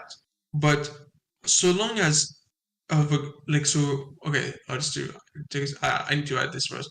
When you're in an interaction during the day, when the girl is just walking outside, just like, I don't know, maybe she's in a mall, maybe she's at the beach, maybe she is like, someplace and you approach her, during the day, people don't really expect to be hit on. So if you're gonna hit on her, you need to like provide her the context for what's happening. You don't want her to feel like, why is this dude talking to me right now? Like you want to be like, oh hey, sorry, like I just saw you here, I think you're cute, this way she knows like, okay, this guy's hitting on me because whatever. But you want to be sure that during the day at least, if you're opening a girl, like opening and starting an interaction with a girl, um, you want to be sure that she knows exactly the situation. Like, oh, I just think you're cute. I find you attractive. Wanted to get to know you better. And then you can say hi, what's your name, and all that. This way, she knows. Okay, this is what's happening, and then she's better able to react to it. And you also need to know that during nighttime, when you're in a party, whether a house party, whether like a club, a bar, whatever, you don't really need to do that because if you're approaching someone in this setting, they kind of expect to be hit on. Is So it so depending on long the as you're chill context? about it, Yeah. yeah, of course. Yeah, it depends on the context. Like if you're walking outside late at night after a party, a girl's trying to get home, and you just run after her to approach her, like, it's like, but yeah. So it's I guess to the degree of like knowing the context and maybe the opener should be. It's important to know, but after the opener, it's a lot more. There's a lot more like leeway. It depends on like or maybe if is the girl like a tourist is looking to go have fun, then maybe you could go on an instant date with her. Is the girl like someone who was on her way to work, who's really into you, but she has to go? Just get her phone number right away and text her later. You can schedule something. So yeah, it really depends on the context. But I'd say maybe the only part that needs to be somewhat scripted is that opening. If it's day game, just be sure that she knows exactly what's going on. If it's nighttime, there's more leeway, but be sure to be flirty enough so she doesn't get any wrong signals from you. Yeah, I think that's like the one thing where it's like I think one of the probably like I don't want to say like a good like maybe like 70% of like pickup in general is just I mean obviously like just general like self-improvement, confidence, looks, yada yada yada. Um if you can get a guy past like the first like 10 seconds, if you can get him to approach the girl and sort of like introduce himself in like a non-awkward way and start like a general conversation, that's like actually I wouldn't even say 70, 90% of the game probably. And then from there, and that's kind of where that's sort of like where you get into like I'm kind of going off like the stuff I remember from like, Mystery or RSD or shit like that, where it was so cringe. They would play back their cold approaches at like clubs and stuff, which of course, like I think we discussed last time, there's no actual way to know if this was like an actual cold approach or she was an actress that you paid or like a friend of yours. There's no way to know. But it was really weird when they would take like the conversation and like he would pause and see and be like, "Oh, see what I did there? I she gave me a shit test and I negged her, or she said this and I respond with this." And they're breaking it down like it was like a chess game of like I knew exactly what I was doing at any given time. And I'm like, that isn't how human beings operate, bro. That's like sociopath shit. Where if you're going into if I'm talking to a woman and like if we're flirting, I'm not like consciously thinking about what do I say next, and because again it almost becomes counterintuitive where if you're talking with a girl and you're so focused on like her body language or what you're going to say next, that will end up fucking you over more because you get in your own head, you get nervous, you start saying some dumb shit, you get derailed. If you try to plan it out like that, it just doesn't work. Funny enough, and this is, I don't mean to say this is like dismissive. The times where I've gotten laid, like, if I've gone to most of my dating was like sort of like online Tinder, Bumble, stuff like that. But the times where I kind of got laid while I was like out at a bar or a club, they were the times when I wasn't thinking about it. I wasn't trying to get laid. I just went to a bar. I met a girl there. I was like, "Oh, hey, what's up? Cool." We had a conversation, and then it just escalated. And it's like, "Oh shit, this is working out." The less I thought about it, the less I was in the headspace of trying to get laid. It actually worked out better in my favor because it just wasn't this. The interaction came off as very natural, but again, I wouldn't have been able to enter that situation if I didn't have like the base of confidence that I learned, if I was still like my old awkward self, like where I couldn't even talk to a girl, I was nervous, there's no way I would have gotten to that situation. But because I had that base of like the confidence and like general social skills, social calibration, then when I went out and put myself in that situation and met that girl, then it escalated naturally from there. It's sort of like, it's almost like it has like this shelf life where it has pickup is like, if you're a guy, you're down here, no social skills, and then it can help you like a little bit, but then at some point it reaches like a peak, and then it like drops off drastically, where like again, we were talking about it, about like, I think it's weird when like a guy will have like, he has like a body count of like 24, he slept with like 24, 25 women, and he's still like trying to get better at pickup or trying to hone his game. And I'm like, what are you doing? Like, what are you practicing? Like, what are you trying to do here? At that point, it's like, you have the social skills, you're able to get laid, you're clearly successful. It's just weird when I hear that of like, I'm trying to perfect my pickup game. I'm like, what are you talking about? Like, that's when it gets like, that's when it kind of crosses over into the weird shit for me, where guys are like trying to like, and again, it's, they treat it like a game. It's almost like it's not even about the chick at that point. It's about they're treating it like a game where it's like, oh, I can, I don't want to just find any girl. I want this girl who doesn't like me. I want her to get to like me. Or this girl who doesn't want to sleep with me, I want to convince her to sleep with me. And that's kind of when I think it gets really weird. I guess no, it depends, right? Like some guys maybe they just really like pickup. They just like, I just want to get good because I want to be like super flirty and stuff. But I don't know. For me, I tend to like, I see myself as like, I have average game. I have just the basic game. But my life is not women. My life is not dating. Like there's a lot more stuff in my personal life that I try to do. Dating is just like one element of my whole life. So for me, I tend to, even I'll tell other guys too, like, you don't need to be as good as the best dating coach out there. You just need to be good enough to get laid and focus on other stuff. You know what I mean? Like, if like for me, I really love hookups. I'm really into hookups. So I figured I got good at online dating. I have good enough social skills for like cold approach, and I get laid enough as is with the little work that I do, like with the little like cold approach. I have barely cold approach, but the little cold approach that I do, the online dating that I do, I get laid enough with that. But I can focus on other stuff. I don't need to be like obsessing with like cold approaching, getting better and better at it. Just being good enough is fine. But I guess it depends. If someone wants to become a dating coach, then maybe it makes sense for them to get really good at it. But outside of that, I don't really see the point. Just because you have all this stuff in life, you don't need to be the best at this one.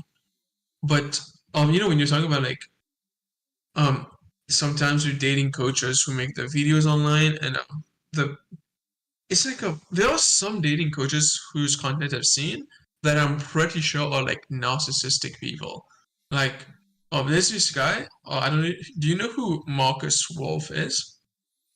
Marcus Wolf? Yeah, Marcus Wolf. No. Ultimate Men Project on YouTube. That dude, like, sorry. Make Men Project? Ultimate Man sorry. Project. Okay, I have it right here. That guy, so because I kind of know a lot of behind the scenes of a lot of Infield footage, I went through it on my stream, some of his videos on my stream, and I kind of showed how you can tell how he misrepresents his stuff. Like there was a video where he like, let's just steal. Let me see if I can find it. It's so a funny. video title. It's so sorry, funny because yeah. Going back to like our last discussion about how I think a lot of pickup artist stuff kind of bleeds into Red Pill.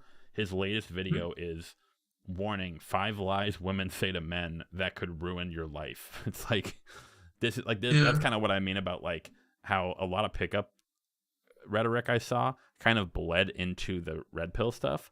Where, because again, it makes sense, right? If you think about like breaking women down into these like math equations that you can kind of like crack, then eventually you'll start to get into the sphere of like talking about women as if they're not individuals, but almost like a species or something. Yeah. And that's kind of when you get into the more like fucked up red pill shit. Like, I mean, that guy, he's red pilled. He's both red pill and pickup. He's not just pickup. But oh, okay. The thing that he did, I can't find the video right now, but I'm sure I'll find it in a bit. Like he had a video on, like, how he stole a girl from her boyfriend in a club. I watched the video on stream and I showed a few stuff, but like he'll stop the video every few seconds and then give his commentary on, like, oh, when she said this, I knew this and that and that. I wanted to frame myself in this light. And then we watched all the way to the end, and I showed one thing to my audience, which is that if you pay attention to the clip ends when he's talking to the girl, but at no point did he get her phone number. At no point did he ask for a phone number. At no point did he make out with the girl. At no point did he bring the girl out of a club. The reason you can tell that is that if he did any of his stuff, it would be in the video. But the video ended with them just talking, just regular talking. And I was like, the reason it ends is because nothing else happened. If it did happen, he would show it, because making out of a girl on camera, why wouldn't he going show it? Yeah. So what? Because why wouldn't he show it? It would only be good for better content. Yeah. Yeah. So, and I did that on a few of his videos. Like, he had another video on, like, oh, like how to bring a girl back home or whatever. I can't remember the title of it now, but I went through the same thing. He ends without even showing that he got a phone number, that he brought a girl back home. And I told, like, my chat that the reason he doesn't show that is because nothing happened. He's just misrepresenting it to make him look cooler than he is, you know? And that's sort of like what's kind of fucky about the whole like pickup sphere, where it's like, because like sometimes it's like, oh, infield footage and day game stuff, and it's like, it's hard because like, I mean, you pointed out last time we talked that there were a couple guys who like were like caught faking it. It's the issue is that like we never actually know what is real and what isn't. Oh, this chick I met at the mall who just happened to be walking by, and I was able to perfectly, display my game, and also there's like perfect video and audio recording of it.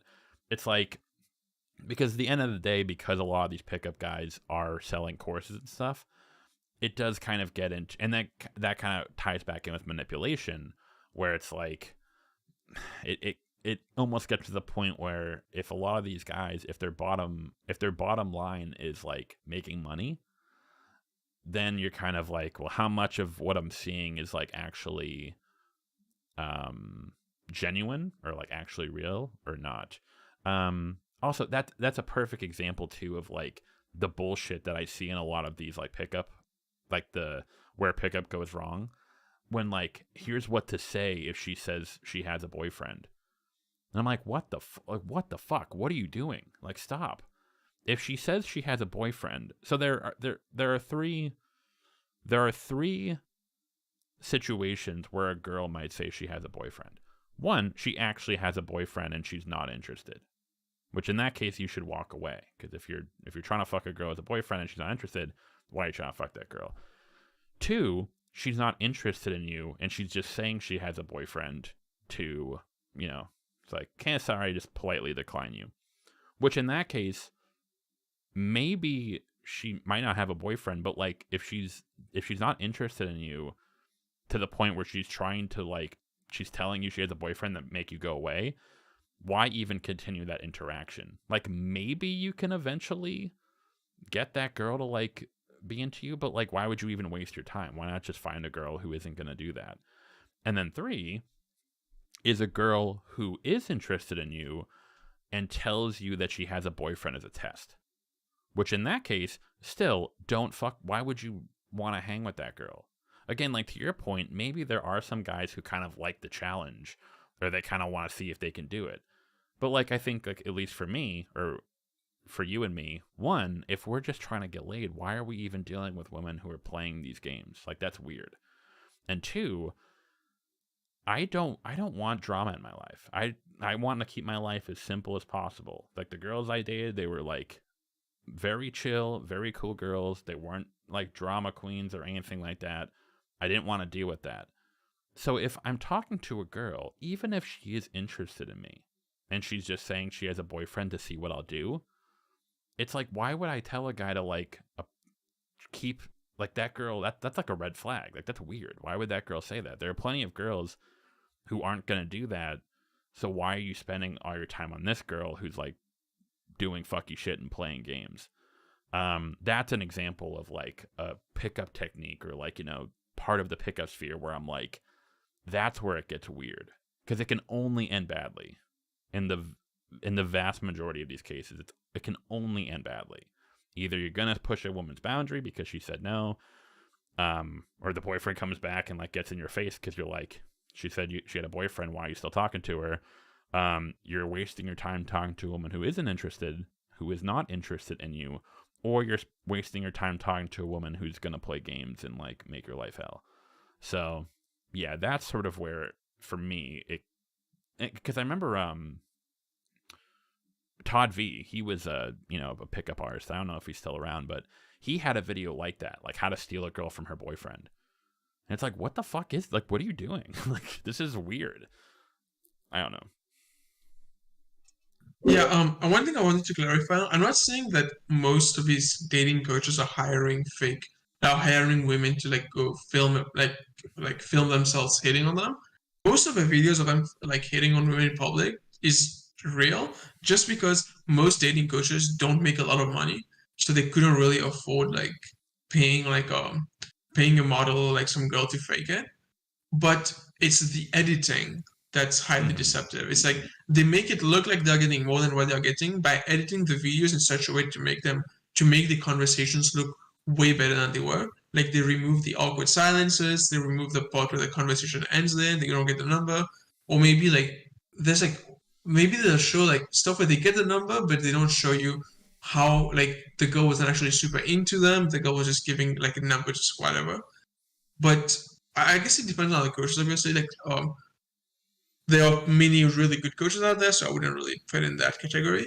But yeah, the way they deceive, it's not really through the conversation itself. Because like even like getting a conversation with a girl who sounds clear, it's not that difficult. There's basic recording devices like recording, not headsets, but it's stuff you put around the neck, and like when you talk to a girl, that it looks like just a headphone from afar, but it works really well to capture sounds. But however, there are a few who were actually fake, who we knew were fake, like Justin Wayne. Justin Wayne was caught, like, was completely exposed as faking Infield. There was Simple Pickup. Most of his stuff was real, but they had one that was fake, which was the picking up girls in a helicopter. But that one was so out there, it was obviously a joke. It was not like no one really believed that. Yeah. What's that? That sounds ridiculous. Yeah. Well, I think my point was I was more just saying like it's hard to tell what is true and what isn't true. That was my point. Yeah. Or for example, you make a good point. I saw a couple of they weren't really pickup channels, but they were like prank channels, and a couple of them were like, "Hey, chatting with this girl and I got her number," and it's really cringy because in the comments there were a lot of like socially inept dudes who was like, "Whoa, man, he's got that riz," like, "Whoa, good job, bro," but then there were other comments from people who actually had like social experience or like social intuition, and they're like, you guys know that like she was clearly not interested in him that entire time, and she probably only gave him her number to like, and like you could tell from like her body language, it's like she was super uncomfortable, and she was just like, okay, but they're like in public, so of course she's not gonna make a scene. And all the guys were like, well, she didn't say no, she didn't like tell him to fuck off. It's like, yeah, women aren't gonna do that. Like, what are you, nuts? Like, they're not gonna, or even at like a club, so many guys like, or like one of the questions is like, why would a girl give a guy her number if she's not interested in him? It's like because she just wanted to make him go away. And it's like, because ask any woman you know, and she probably has an experience where she did that and the guy got aggressive with her or like called her a cunt or something. Yeah. Or just in general, women are just, socially conditioned to be very sort of like, that to not put up boundaries, or to sort of like be supposed to be kind and nice, and you don't want to be mean or a bitch. And then of course when those same women do set a boundary, it's like, hey, look, I'm not interested in you. People are like, or funny enough, Have you ever seen those videos of like women rejecting proposals, public proposals? Yeah, yeah, Yeah. So many of the comments are like so many of the comments are like, well, why didn't you just say yes in the moment and then tell him afterward? It's like, okay, so what do you want from her? Do you want her to be honest?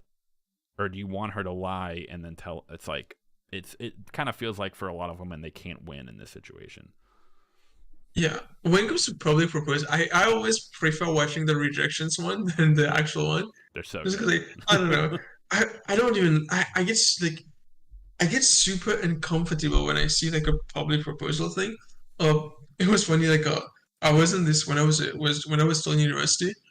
We had like this bar on campus where like there was a party going on. I was there. This guy goes on stage. He gets the mic. Sorry, and he's like saying, "Oh, I have a message for this girl." She was like, "Oh, I've known you for a while." And I remember I was like, "Fuck, he's about to propose. No, no, it's gonna be awkward." And then like he's like, but he didn't propose to get married. He proposed to become his girlfriend. He was like, "Wait, will you be my girlfriend or whatever?" And she said yes. But I remember like thinking like, dude, why did you do this? Because at least for getting married, I get it. Like you propose to get married, but to become a girl for someone to become your girlfriend, I feel like all you need to do is just have sex a few times, and then like one day when you guys are hanging out, just be like, oh, talk about it. Just be like, yeah, yeah. I mean, it's kind of like to me, if I have sex with a girl multiple times and we spend like a lot of time together, like as a couple, I'm gonna assume we're probably dating, and I'll bring up the topic or she'll bring it up, and we'll just be like privately discuss. Oh, are we gonna date? Are we gonna be exclusive? What are the conditions? And then like once we agree on stuff, and then we become boyfriend girlfriend. I don't think for I was like if it's not to be boyfriend and girlfriend, you don't need to propose for that. Just have a private conversation. But for proposal for getting married, I feel like either you do it in private or just like with a few friends, or just like discuss, and there's no need to do an actual proposal. But like I always get super, I guess there's nothing wrong with it, but I get super like uncomfortable when I see those videos of like public proposals.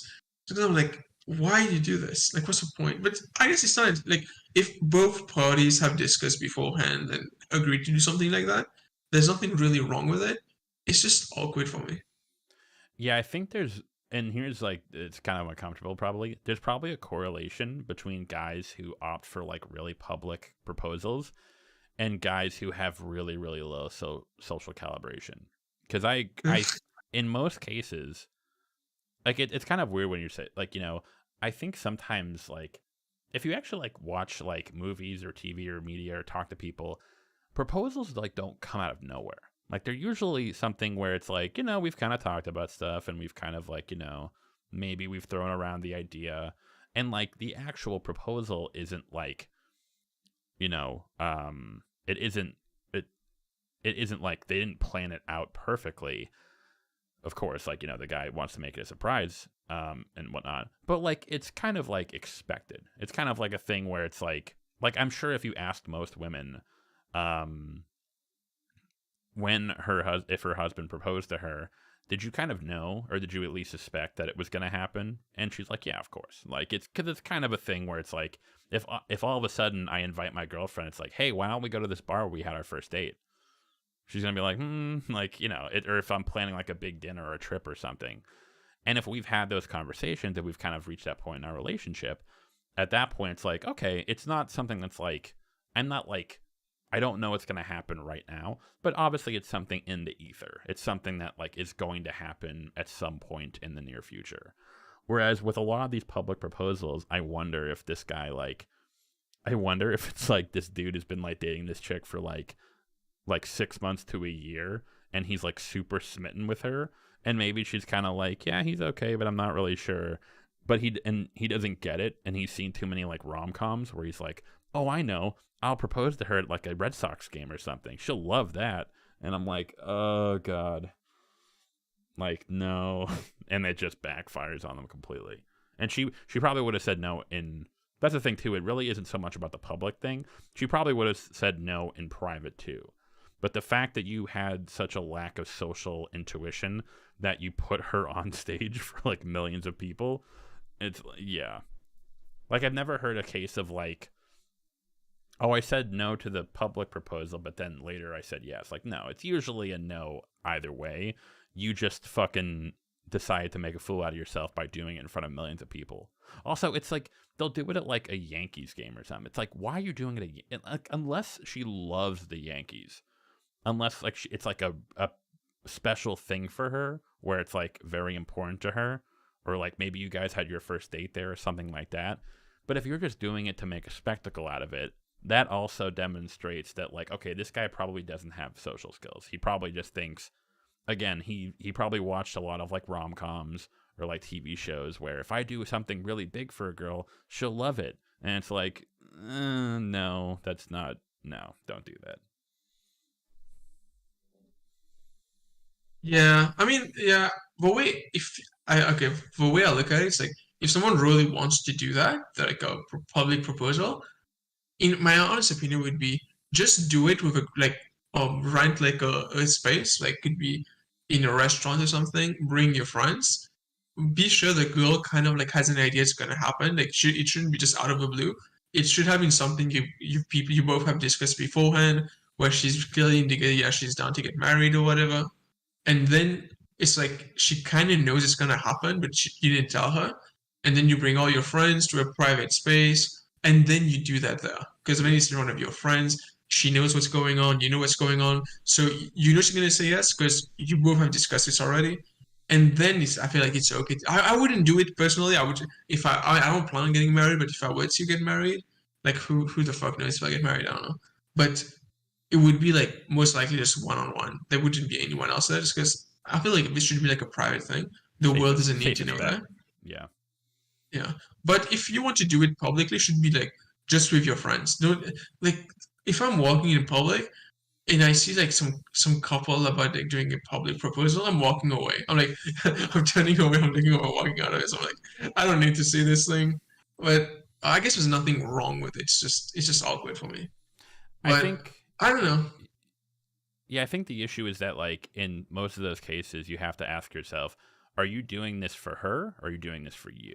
Are you doing this because like, hey, this is something you think she would like, or maybe it has like the place you're doing it, like not necessarily like public proposal, like, you know, if I'm walking with my girlfriend in through the park or something where we had our first date and I proposed to her, technically it's public, but like there may not be that many people around. People might Yeah. see, but it's not like a public thing.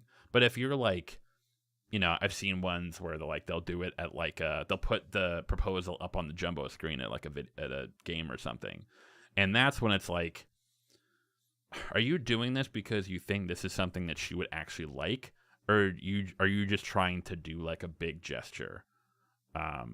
It's almost like it's like almost like the way some guys think that when it comes to women, when it comes to like gift giving for women, most women, at least in my experience, they really appreciate the thought over like the monetary value. Yeah. So like I think a lot of guys who, and again, this kind of goes back to red pill dudes.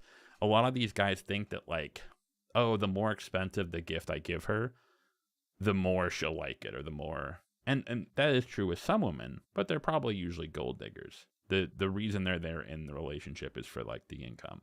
Whereas with most women don't really give a shit about like, oh, did you pay $200 or $1,000 for this ring?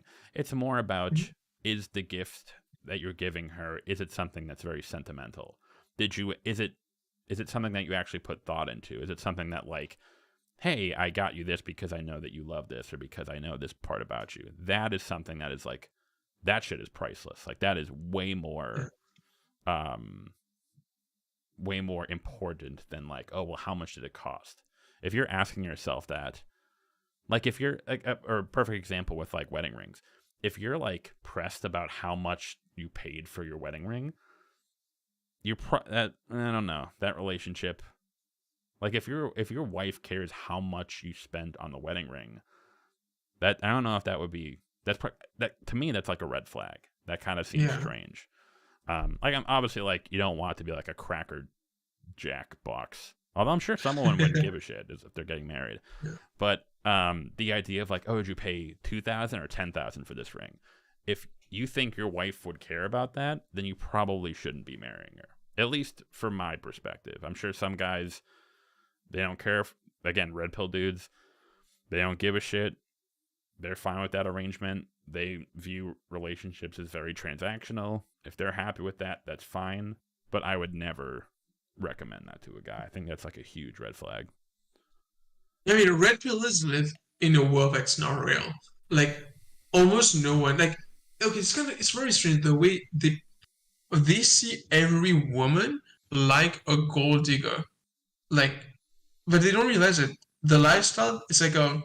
I don't know, it's a weird thing when like they think every woman on earth is a gold digger, but then the advice they give to guys is advice that's gonna get them more gold diggers. Like it's like a I don't know. It's just I just don't see. That's why I mean I don't watch Red Pill content, but I find it super silly when you're a guy who works as like in a regular blue collar job somewhere, and you're listening to like Fresh and Fit during your time off, and you're thinking like, yeah, all these women who go to Dubai to meet these sheikhs are trying to steal your money. It's like, dude, why It's would these women ridiculous. want you? You're not like that same world. Like you live in a real world. Like you could find another girl who has like a blue collar job like you, who has the same interest as you, like who you both will connect with on the same level, who's not gonna try to steal your money. She's just like a normal chick from like just a regular person like you are. Like that's like the kind of girl you most likely will go for because that's a girl in your social circle, not social circle, but in your like with your interests, who has a similar life to you, who can relate to you. A girl who's like a full on like a gold digger, or like the type of girl who's being flown to Dubai or like these super famous Instagram models. That's not most women. That's very much like a It's not very even selective group of it's women. not Yeah. even a small minority. This is like a very, very, very niche lifestyle.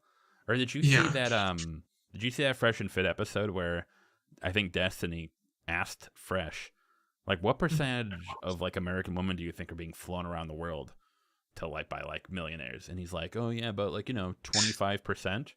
And it's like, Yeah. "Holy, I think it was actually more like 30 or 40." And he's like, Yeah. He says "How?" 30 or 40. And even if he's like being dishonest, it's like, how are you that disconnected from reality? Like, there's no way the guy's listening to this.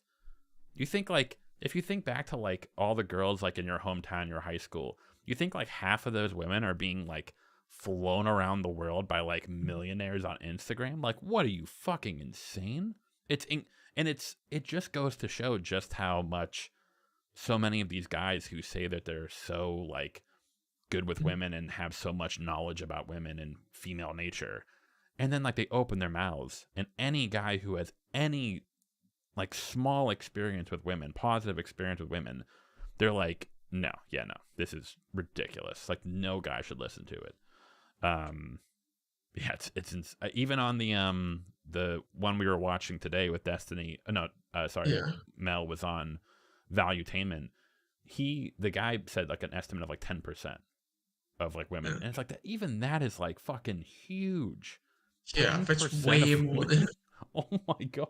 I don't even think it's like, it's probably like a fraction of a percent. It's a very, very, Yeah. very, very niche lifestyle. It's less than 1%. Yeah. Oh my Like dude, god! even like the Instagram models are very. It's a very small number, like incredibly small number of women in the world. And secondly, out of all these women, an even smaller amount actually get flown out. It's nowhere near as wild as these guys think it is. But yeah, I don't know. They have. It's a strange thing. Like red pillars are just like it's just a different world. But okay, there's a thing. So I've been interacting with a lot of like dating coaches behind the scenes. Um, there are some things that people don't realize is that most dating coaches in their private life they don't really cold approach anymore. Like online dating has gotten so huge that like online dating is the easiest way to get laid. If you have a good profile, if you know how to flirt in online dating platforms the right way, you don't really need to cold approach that much anymore. But cold approach, I see it more as like for me I do it just for fun, just because like I like it. I really enjoy the day It game could be process of like exhilarating with just like approaching yeah. someone. Yeah. Yeah, I do it for that because it's super fun. Like I have really bad approach anxiety. I still do to this day. But every approach I do, it's like this adrenaline rush makes it like, super fun. That's like the only reason I call it approach. But and also like getting laid from it, it's kind of a fun thing. But realistically, if you're good at online dating, you probably will never need cold approach in your life just because online dating is so much easier. But for the average guy, the problem is that if your cold approach skills suck, if you don't know how to flirt, you don't have the sub communications right, what's going to happen is that you'll flirt really well with a girl online. She'll meet you on a date and she won't get the same vibe at all. You Exactly. won't be as flirty. You're not going to be like, you're not going to have any of the skills that she felt like you were showing online. And then it's just not, you're not going to be able to pull the girl back home. But yeah, so I'd say if you're at that level, do code approach to learn those skills. Once you develop the right social skills, primarily do online dating.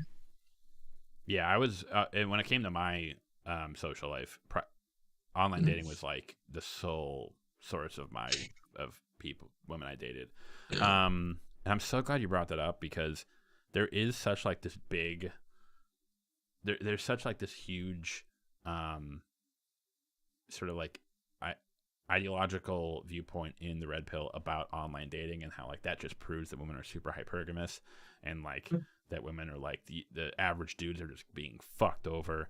And it's like, first of all, it's like, what is it like 3 to 1 women to men? Like it's like for every woman on online dating there's like what, like 3 or 4 dudes or something. So like there's already like a huge spread.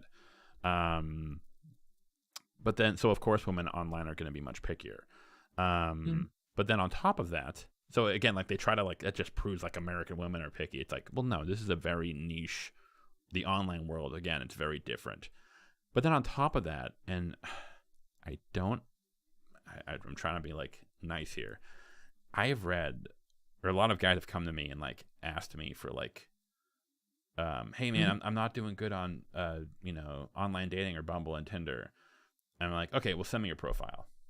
And they sent to me, and immediately I'm just like, oh god, like I can just tell from. And again, this kind of goes back to like the social calibration, where I'm like, I look at the pictures, I look at the stuff, and I'm just like, bro, what are you doing? It's like, and here's like, because this is the difference between men and women, or like when it comes to like this stuff. Dudes on Tinder, a pretty girl could be sitting in a vat full of shit. She could be sitting in a tub of shit. And if she's like halfway decent looking, she's still gonna get dudes hitting her up. Like, whoa, baby, what's that about? Is that like an art piece? Like, they don't care. Like, all the dudes care about is how the woman looks. Whereas what I've learned is that when women are looking at dating profiles, they're also reading more subtextual clues. So, for example, even if you're like a decently looking guy, unless you're like exceedingly good looking, then you'll probably get some girls hitting you up. But even if you're like a decently looking guy, if all of your Tinder photos are just like mirror selfies, it's like, what is that girl going to think of you? Why is this like this? Okay, this dude's kind of good looking, but he's taking photos of himself in his bathroom by himself. Like, does he have friends? Does he have hobbies? Does he go outside? She doesn't know. And then, of course, but then guys will turn that around. It's like, well, why can women do that? Why can women have only mirror selfies? It's because you don't care. Because guys don't give a shit. Guys don't care about, like, most of the guys. I mean, like, personally, I do. I like when I'm looking at that stuff. I'm looking. It's like, hey, is this like a well-adjusted? Does this seem like a chick who's like kind of chill, or is like she weird? But the vast majority of guys, they don't give a shit. As long as she's attractive, that's all they care about. But if you're a woman on there, you're looking at it. It's like, oh, okay, here's a picture of this guy. It looks like he's with friends. That's a good sign. Here's a picture of this guy. That's another. I hate that so much when so many people would like, hey, never post a Tinder photo of you with other girls because then the girl might think that they're your girlfriend, or think you're a player. And it's like, that is the dumbest thing I've ever heard in my life. Well, first of all, obviously they're not my fucking girlfriend, because why would I put a picture of me and my girlfriend on Tinder?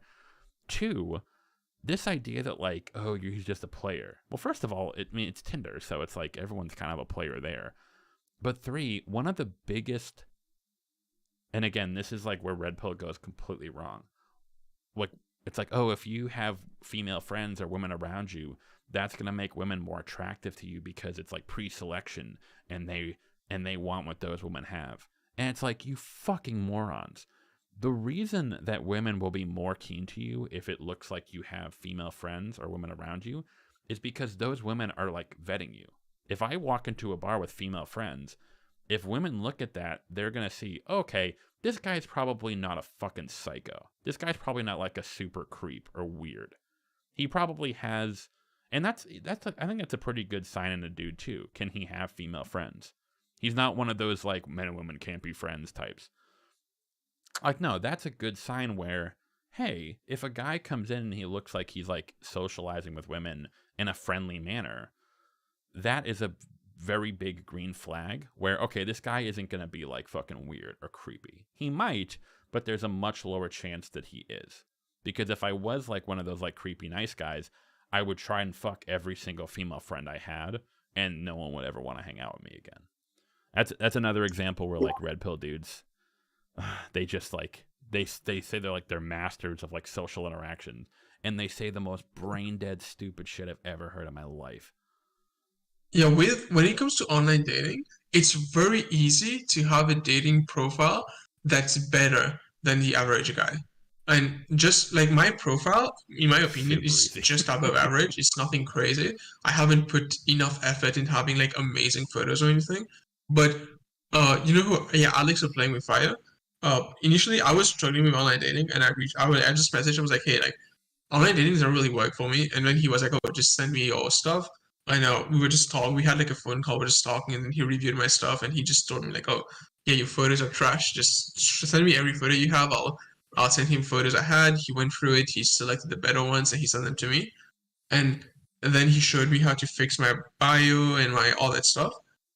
And my profile, because I didn't take new photos. He took all the photos I had, who were not as bad as the other ones. Just by having less bad photos, I started like getting laid from Tinder and Bumble way faster. And I didn't even have more than 4 good photos, so I couldn't do Hinge. And I get laid enough times from these 2 apps alone. And I realized that the average guy has such a bad online dating profile that just doing the bare minimum to have better is enough to get laid more times than them. And the average guy is not successful at all on online dating apps. That's because it's so terrible. But yeah, I could just say like a bit of stuff that guys could do to have a good online dating profile. I just used the restroom real quick. If you want, you can just like answer some live chat questions till I come back. I actually have to get going. Okay, sure. But no, that actually be a good topic. I completely agree with you. I think a lot of guys, it's hard because I want to be sympathetic to a lot of guys who like struggle with online dating, but at the same time, it's like 9 times out of 10, it's either because you're not putting any effort at all into it, or you have such a like a low level of social interaction or calibration that you don't Yeah, realize how this profile is coming off. And again, yeah, I want to help them, but at the same time, if you're gonna like bitch and moan at women about like, oh, they're such like hypergamous sluts, I yeah, like, okay, go fuck yourself. Yeah, I gotta get running, but yeah, yeah. dude, thank you so much for talking again. That was fun. We'll do again sometime soon. Yeah, for sure. Do I just disconnect? Oh yeah, or if you want to plug yourself again, if you'd like. Oh yeah. Hey everybody, yeah, I have conversations with different people from different perspectives about dating. If you'd like to check me out, look up my channel on YouTube. It's Vix Life. So youtube.com/at Vix Life. Oh yeah, if you just look up Vix Life on YouTube, you'll find me. But yeah, I just talked to people about dating. I've talked to Destiny, Vosh, Not So Erudite. I've talked to Alex of Playing with Fire. I've talked to a bunch of dating coaches. If you just want to hear more about different perspectives around dating, just check me out. And thank you very much for having me on, Mac. Absolutely, man. Thank you for having me on a couple weeks ago. Anytime. Yeah, for sure. It was really fun, and maybe we could have conversations on other topics in the future. Absolutely, bro. Take care. All right, see ya. All right. I have to run, y'all. Thank you very much for tuning in. I'll talk to you later.